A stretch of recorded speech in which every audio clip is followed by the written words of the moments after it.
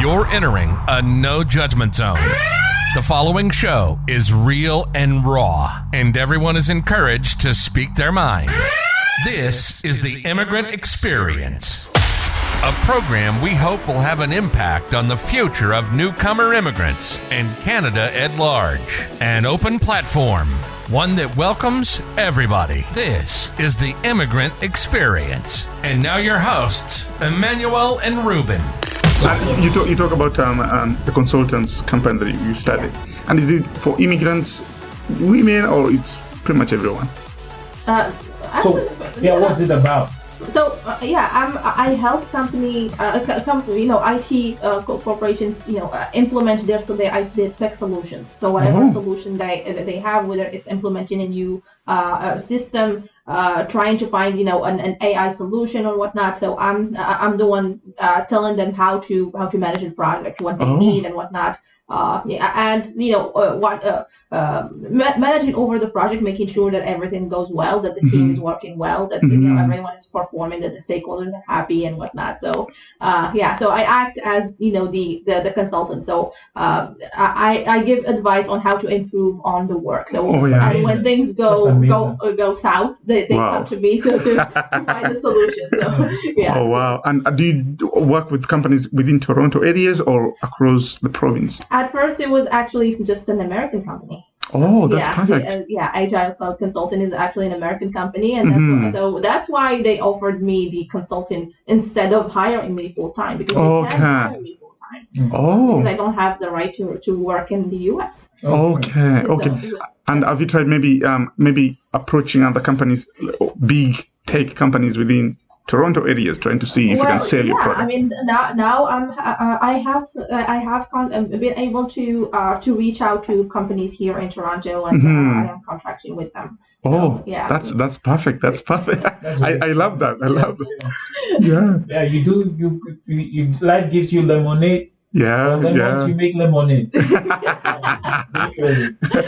Like if you're really struggling to get a job or getting to practice what you're good at, how about creating the service and try to sell them? Yeah, exactly. Which is good. And and I have the CEO of Agile Cloud Consulting to thank for that, because I wouldn't have thought about it if he didn't suggest it. Because we were introduced to each other through common connection, and I was actually looking for employment, and he was like, why are you set on trying to find employment? Why don't you go for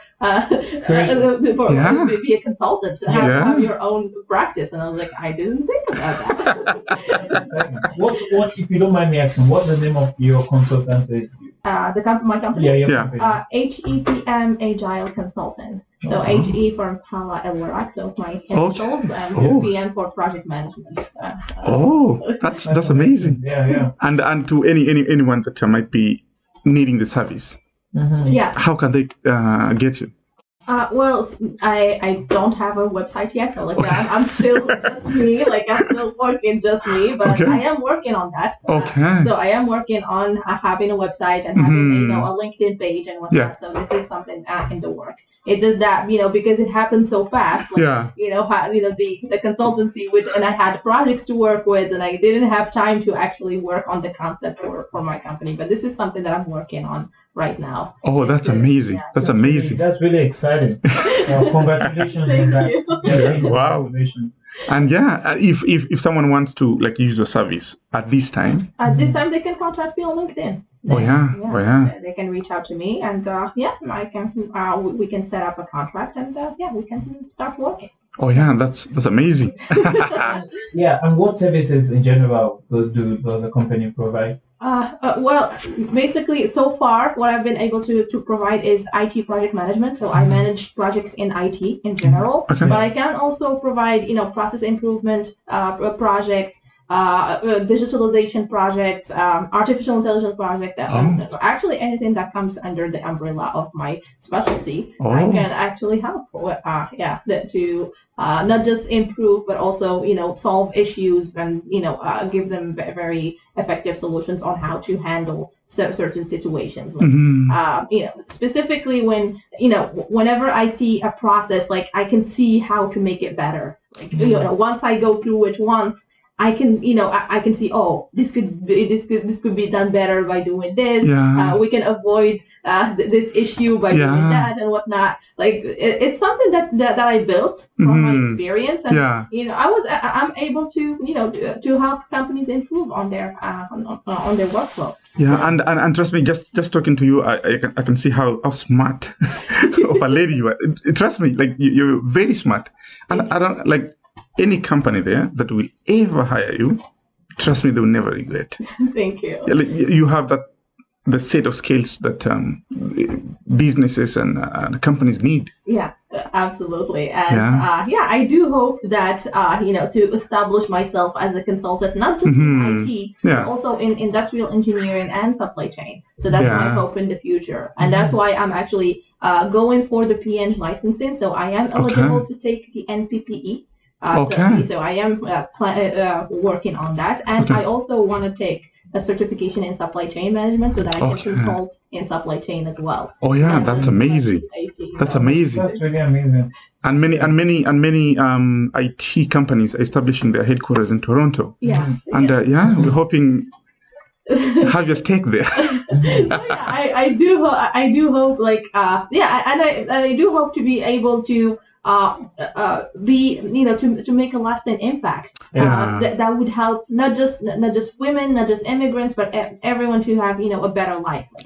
That's my hope for myself. That's what I hope to achieve, is that my work would have an impact, that I can change lives. And that's what I'm doing with my students. That's why I love teaching. Because there's nothing that makes me more happier than hearing my students tell me that that my course was so helpful to them, or that they were able to to use my advice for their career, to advance their career and whatnot. That's the best thing about teaching. So I'm very, very happy with what you're doing. That's really amazing. I just wanted to ask this. You're really versatile and you're so talented in different areas and different things. What would one advice you give to any immigrant going through something that difficult, or in a difficult position where they're struggling to find a job, or maybe they have amazing or talented ideas like yourself and are struggling still? What advice can you give to anyone like that? Well, to change perspectives. That if you've tried everything, you've been on a road and you've tried everything, then maybe you need to change your perspective. Maybe there's something, because doing something over and over and expecting things to change, that's not gonna work. So if you do something over and over and nothing is changing, then you need to change something. Change the results. So if Plan A didn't work, then go to Plan B and Plan C. Improvise. And take any opportunity that comes to you, and then build from there.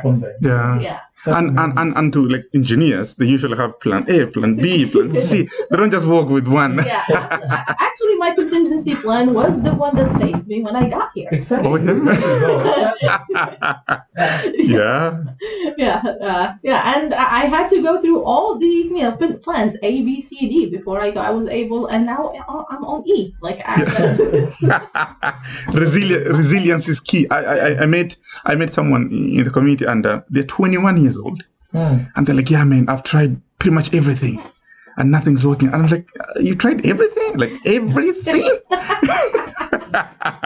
Or you've tried one and two things that didn't work out? Like everything? You get what I'm saying? Yeah, that's a stretch.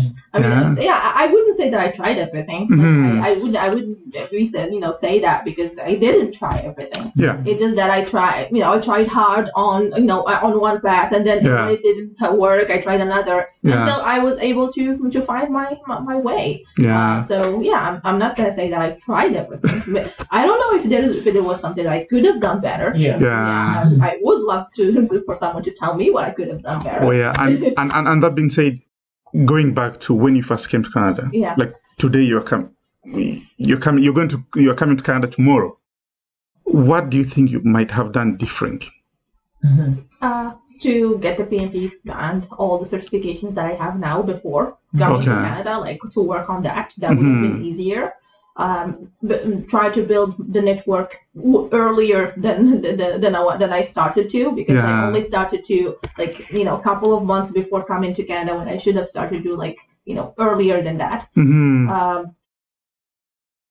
I don't see anything else. And like creating connections. It's easy to say creating connections, but somewhere, how can I even start?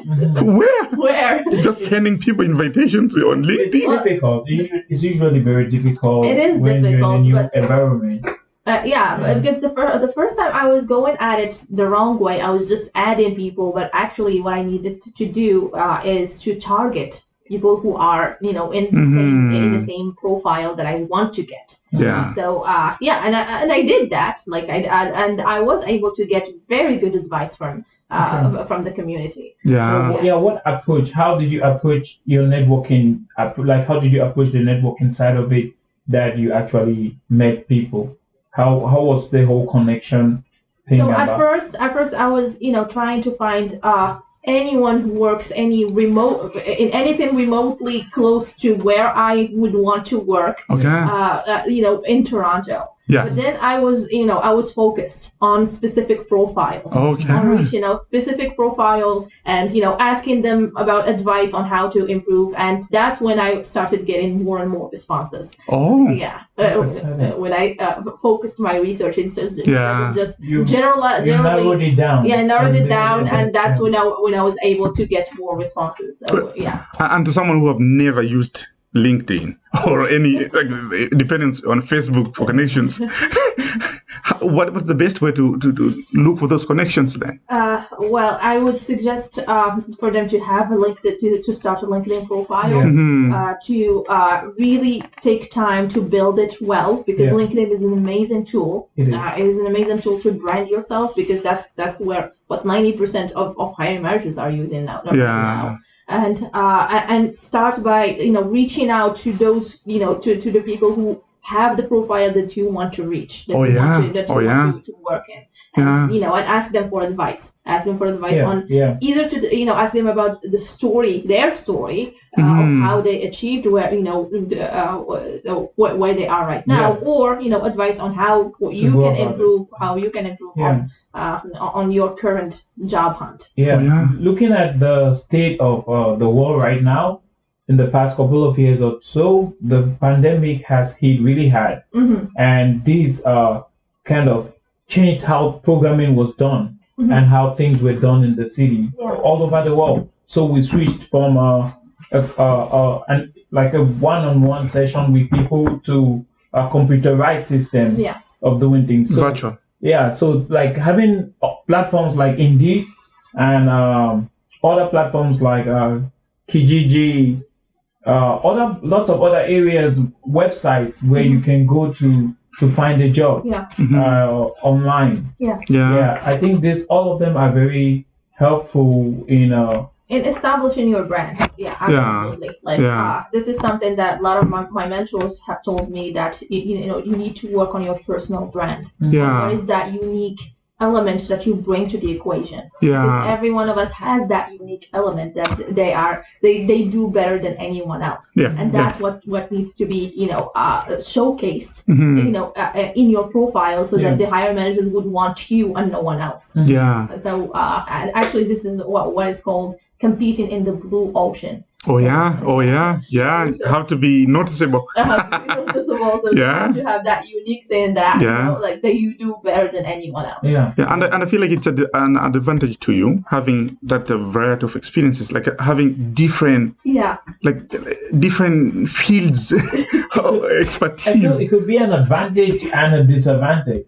You think so? But some recruiters would say that it is a disadvantage, because they think that it doesn't make me a specialist. But I don't think so, because it's not like I just brushed over those fields. Like I actually I have deep knowledge from all my diplomas. Like each of my diplomas gave me deep knowledge on each of these areas. And then my experience sort of fermented that. So I have something to back it up. It's not just a module that I took, a course that I took, at university, but actually, it's a deep knowledge that meets, experience. And I got through that because through years. Like it didn't happen from in one night. I was able to build it because I was supported at the beginning of my career. Like I had a lot of support in Morocco. I had amazing mentors who helped me, who taught me how to how to improve my management skills and whatnot. Like I was very lucky to have mentors who helped me, especially in the beginning of my career. Oh yeah, that's amazing. That's amazing. And to someone moving to another country like here, they usually say, go and volunteer. Find some volunteer opportunities. But I think even volunteering, it's a privilege. Yeah, I haven't been able to find volunteering positions. I did apply to volunteering positions. I haven't been able to. And I think it varies with the career and field, right? And although it's the best way to get in contact with an employer and bosses, right? I'm actually very, I love volunteering work. It's just that I wasn't given the opportunity here. Unfortunately, like I love to, to give back to the community, to help, to help the ones that are struggling, like, to help them improve. But I just wasn't given this opportunity. To this day. Well, on that note, I think I would actually say that's been a big reality for most people who came within the 2 years.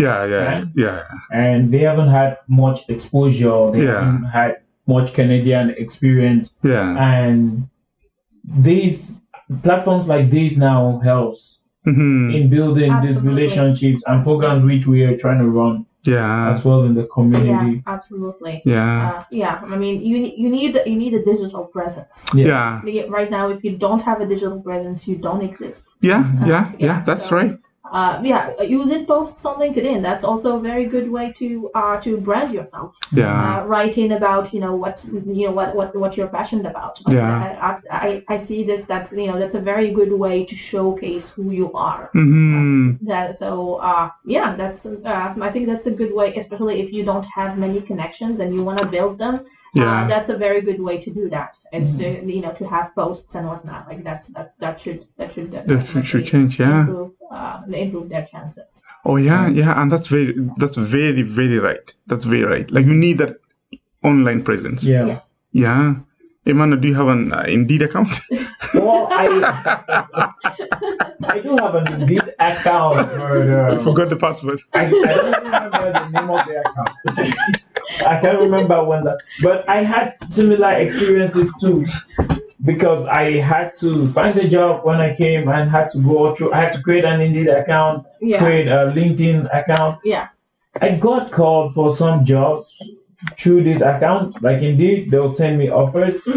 But when you follow through with them, it never materializes. No, it doesn't materialize. It never materializes. I had the same. So and I can personally testify to that. I had really had to walk around my resume a lot. Honestly, I've never gotten any position here with applying. It's networking. Literally, me too. Networking on LinkedIn. It was networking and LinkedIn. Like those two that got me to where I am today. If it wasn't for that, applying doesn't work. At least not for me.